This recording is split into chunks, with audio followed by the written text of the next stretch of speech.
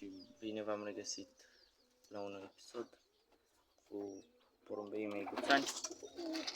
Astăzi, adică ieri le-am luat cleme, mi-a venit comanda. Le-am luat niște cleme la cei care zboară la mine, porumbeii guțani.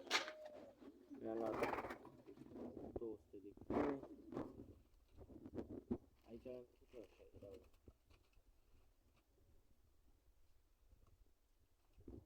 Și le-am pus la și care zboară la mine, ăla de acolo are clema albastră.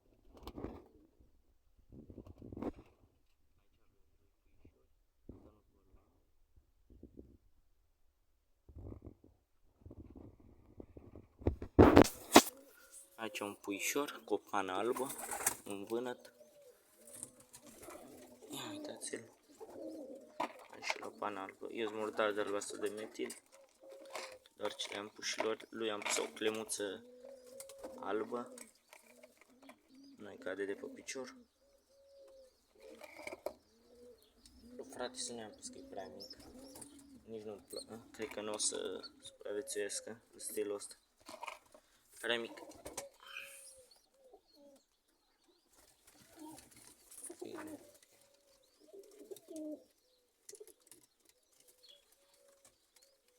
Mai avem unul aici, tot un vânăt, care lor nu le-am pus încă, dar o să le pun. 2 vineți.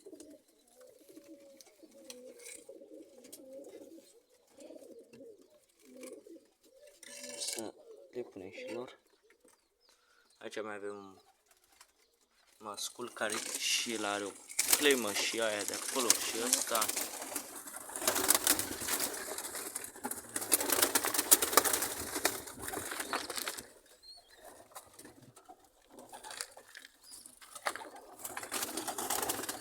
Așa, la asta am pus o clemă roșie și la asta o clemă albastră.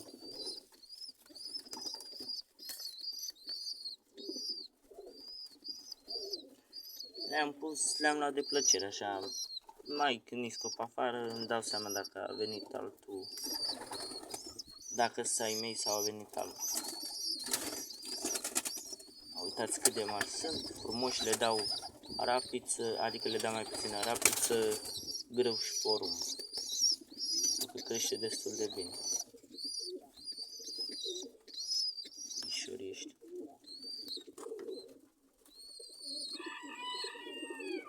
Doi, nu sunt frați adevărat de cuib, dar unul e schimbat de la altul. Mai avem unul aici, un negru de tot. Și el are o clemuță albă. Da. Și el e foarte frumos. Să mănânci ce ți-a dat. Uitați cât avușa are. Da, și lui se mânge. Aici avem o femelă. La asta parcă îi pusesem cremă, de-aia și una roșie și asta nu va la bine. Are și ea 2 ouă.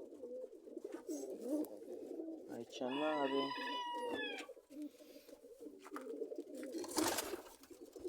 Aici e o femelă care zboară și aia la mine, dar deocamdată nu-i pe cuib. Aici văd că cară paie. Aici are ouă, masculul zboară la mine, femela nu. Aici 2 puișori.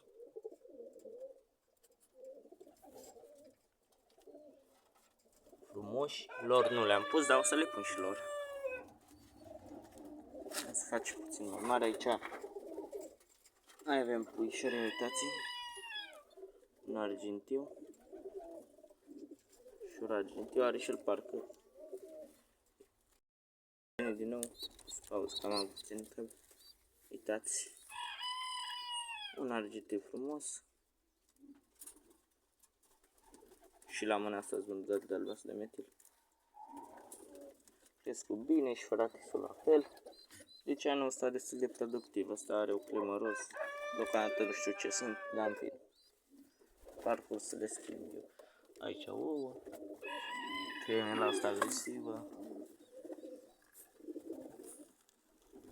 Și aici 2 frățiori de Tot așa, un roșu și...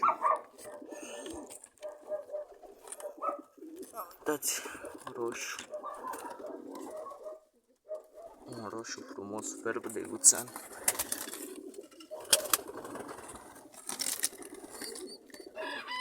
Asta e arâmbunăt cu vârfurile albe. Și că avea și da, o clemă movă.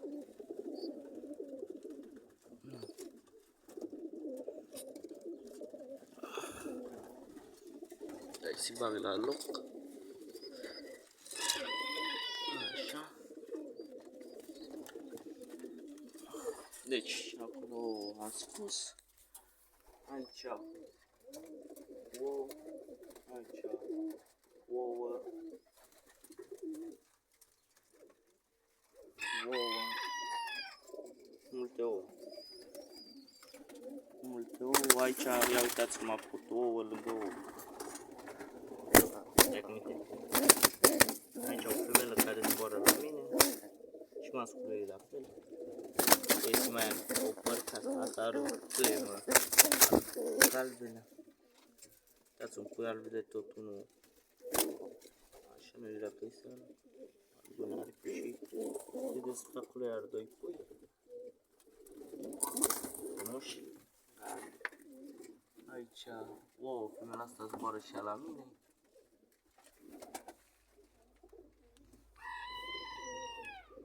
Da. O să ne semim acum, o să mă urc și îmi pot să vă arăt și acolo. Acolo e mine la pătoți, că toți zboară la mine.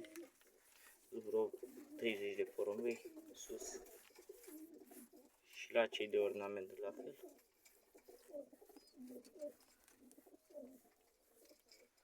Da, mă duc acum. Pun pauză și revin. Să vă arăt încă doi puișori mici. Și o pereche de acolo, la nevoie de tot.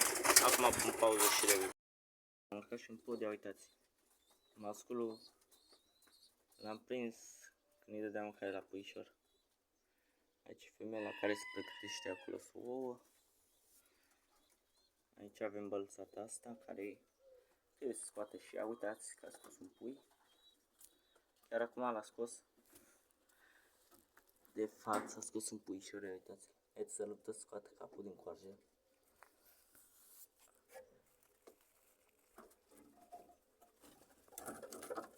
Așa. Hai că a scos și un puișor. Masculul ăla. Ăștia toți de aici, toți de exemplu zboară toți la mine. Uitați, mâncare. Ne-am pus și rapiță ăștia. Mai mult am mâncat-o. Știu că nu e bună vara atâta, dar eu le pun, ăștia mai zboară mai mult pe afară, că stă mai mult pe afară. O să prezint așa repede porumbei și apoi m-am urcat. Uitați, acela dă să iasă. Dă să iasă, acolo avem două ouă. Cea doi puișori. Ăștia sălbatici că nu prea intru la ei într-una. Aici a fost cuibul lor. Uitați, ăsta e și un pic încălțat. Oh, gata. Gata,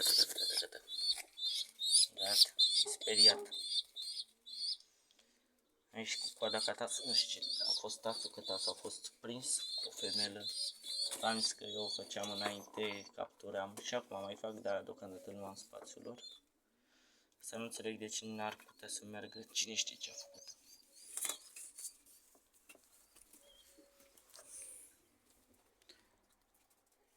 Puiul ăsta de jucători care cred că o să le elimin. O părere proastă despre este a avut tornitoză, dar nu s-a luat la ceilalți pe care imunitatea tare.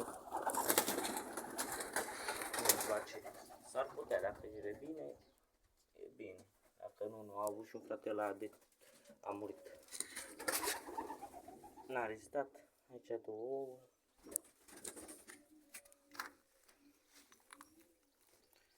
Puteam să le elimin ușor, dar am zis să-i testez la ăștia, imunitatea, să vedem dacă rezistă. Dar rezistă guțanii.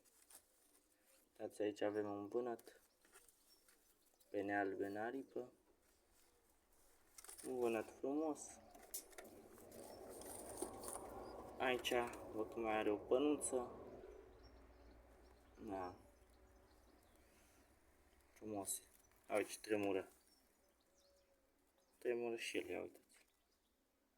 Nu vreau să vede pe filmare.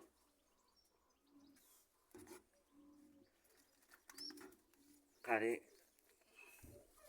uitați-l și pe acesta. Deci, cum ar veni, iese guțan cu bimoțat. Iese și moț. Ce corcitură mai e și asta? Guțan bimoțat. Ia uitați. Moțul în frunte. Hai, uite, moțul în frunte. Și coronița. Nu știu dacă e cui sau coroniță. Coroniță. Uitați. Și uitați în călțătură. Guțanii corcituri, e un jucător. Dar nu așteptăm să facă jucător normal, adică fără încălțătură, cum ar veni. Pun înapoi la răcușorul lor. Deci, ăsta e. Ceau. Așa că ți-a dat și ție bani, ți-a mai dat să mănânci. Hai să termin mai repede vlogul, că vorbesc. Uitați, ăștia i-am pus și lor două clemuțe. Unul alb de tot și ăsta cu coada negră. Crescu și ăștia bine. În pod mai avem aripi. Și aici doi puișori, la ea nu am pus clemă deloc. Am zis că nu-i nevoie, deoarece are aripa ruptă. Și cam atâta. La ea de ornament n-am mari noutăți, o să vi arăt în alt videoclip. Acum doar v-am prezentat din nou guțanii, ce le-am mai cumpărat și pe toi. Și cam atâta. Uitați, puișorul. Chiar bătâna asta bălțata, de-ați văzut-o, că era pe puii ăștia, nu mai oase de mult.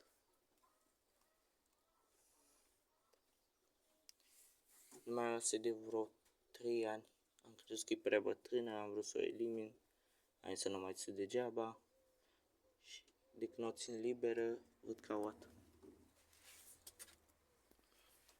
Da, iese pe acolo. Deci are două ieșiri, una pe aici, una pe aici. Și uite bălțata. Are și o clemuță portocalie la piciorul și e o femeie foarte frumoasă și e cam culorare la guțani așa. Fie culoarea asta. Da. Deci, cum am spus, am două ieșiri, una acolo, una aici, noapte închid, că am văzut că vine un motan pe aici și de târcoale.